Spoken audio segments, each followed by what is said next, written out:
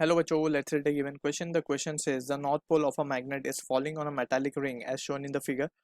The direction of induced current if looked from upside in the ring will be option A clockwise and or anti-clockwise depending on metal of the ring. Option B given a new induced current. Option C anti-clockwise. Option D clockwise. So for this question जो key concept यहाँ पे we need to understand is a concept of Lenz's law. So according to this law we know कि जो induce current होता है basically जब भी magnetic flux associated with the coil changes तो magnetic we can say an EMF is induce right और वो EMF जो होता है E that is given by the expression minus of d phi by d t. यहाँ पे negative sign ये indicate कर रहा है कि जो इंड्यूस करंट आने वाला है इस इंड्यूस ईएमएफ की वजह से that will be having a tendency to oppose the cause which has produced it. तो अब इसको समझते हैं. अब ये स्टेटमेंट को जो हमने बोला है इसको ये जो क्वेश्चन गिवन है इसकी मदद से हम समझने की कोशिश करते हैं. लेट्स सपोज ये हमारे पास लूप है, ठीक है, और यहाँ से हम ये मैग्नेट जो है बेसिकली ये फॉल हो रहा है. ये इसका नॉर्थ पोल है, ये इसका साउथ पोल है और ये कुछ इस तरीके से इसमें फॉल कर रहा है इस लूप के अंदर. अब हम देख सकते हैं जब ये फॉल करेगा तो ये जो मैग्नेटिक फील्ड लाइन होंगी associated with the coil it will keep on increasing. जैसे जैसे मैग्नेट नीचे आएगा वो क्या करेगा, ये जो फील्ड लाइन जो एसोसिएटेड है with the loop it will keep on increasing. ठीक है, तो जैसे हमने स्टेटमेंट में बोला अकॉर्डिंग टू लेंज लॉ क्या होगा, this loop will have a tendency.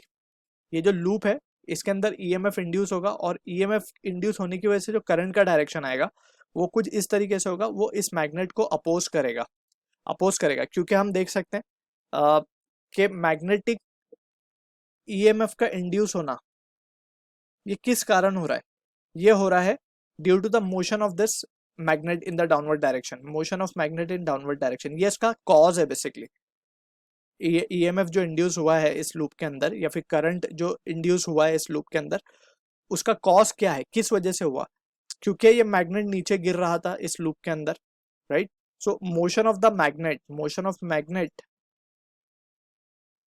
In downward direction, तो इस कारण इसके अंदर ईएमएफ इंड्यूस हुआ है तो वो इसी कॉज को अपोज करेगा.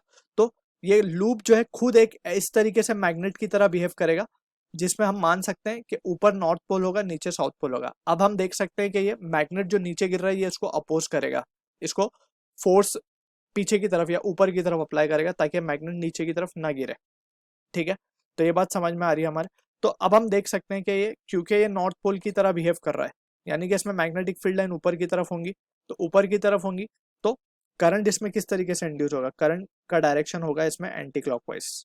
क्लियरली हम देख सकते हैं इसमें एंटी क्लॉकवाइज डायरेक्शन होगा करंट का.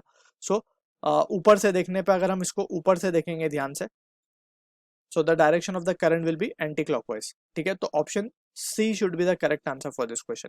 अब इसको हम इस तरीके से सिंप्लीफाई भी कर सकते हैं. ये हमारा लूप है तो हम इसको डायग्रामेटिक रिप्रेजेंटेशन में इस तरीके से भी बना सकते हैं. ये एन बन गया है कुछ एन और ये नॉर्थ पोल है तो इसमें हम देख सकते हैं कि ये कुछ एंटी क्लॉकवाइज सेंस में करंट फ्लो हो रहा है. वेरेज अगर हम इसको अगर ये मैग्नेट ऊपर जा रहा होता तो ये इसको अट्रैक्ट करता तो ये कुछ साउथ पोल की तरह बिहेव करता और साउथ पोल में हम देख सकते हैं कि क्लॉकवाइज डायरेक्शन में करंट फ्लो करता है. तो ये जस्ट एक शॉर्टकट की तरह हम इसको रिमेंबर रख सकते हैं for such type of question. तो अभी के लिए फिलहाल ये नॉर्थ की तरह एक्ट करेगा so anti clockwise will be the answer for this. So I hope you understood the solution. All the best.